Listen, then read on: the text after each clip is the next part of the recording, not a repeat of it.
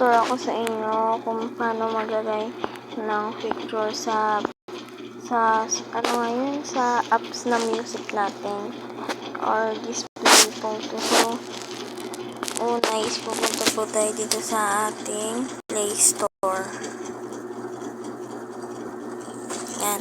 The search. Just lagay natin music. Yeah. Music app. Yan. Music player, music app. Yan. Tapos baba lang tayo. Lang natin siya. So, ito.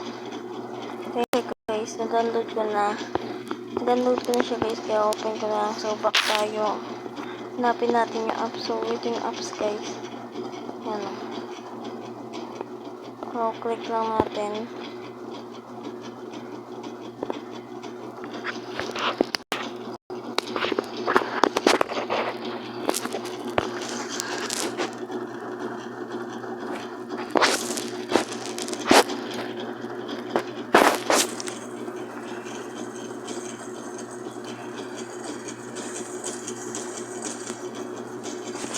X nyo naman.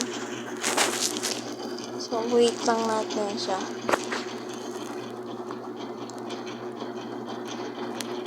So, guys, pag nadaan nyo na, ganito lang siya. Yan.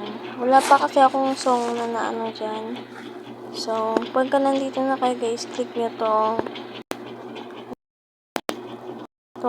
parang settings dito. Settings. Click nyo yan. Tapos, makita nyo itong theme. So, click nyo yan. Yan, pwede kayo mag-ano na ibang theme dyan.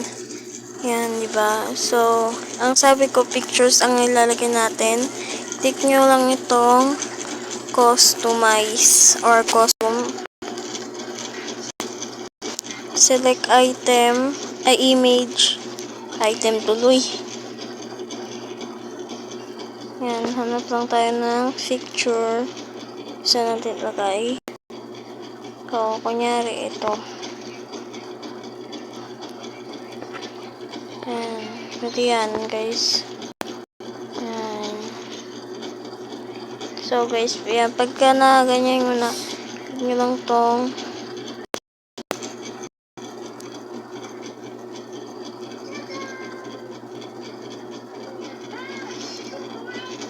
tapos, click nyo itong check ulit.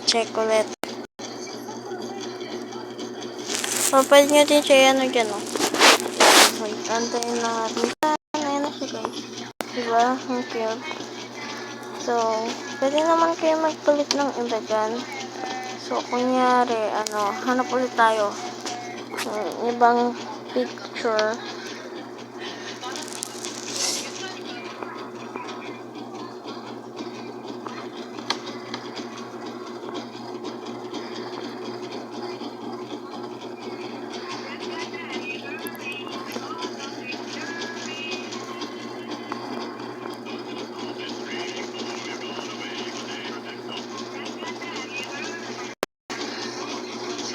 Na siguro.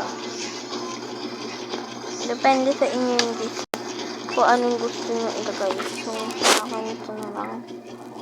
So, yan. Just click nyo yung check sa taas. So, dito guys, pwede yung blue bar. Yung blush na yan. Kung ayaw nyo siya gaano kita or kitang-kita. Ganito natin yung hindi gaano kita. Yan.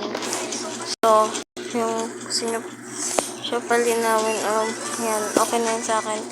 So, click ko ulit itong check sa taas. Taran! Diba, okay na siya? So, yun lang guys.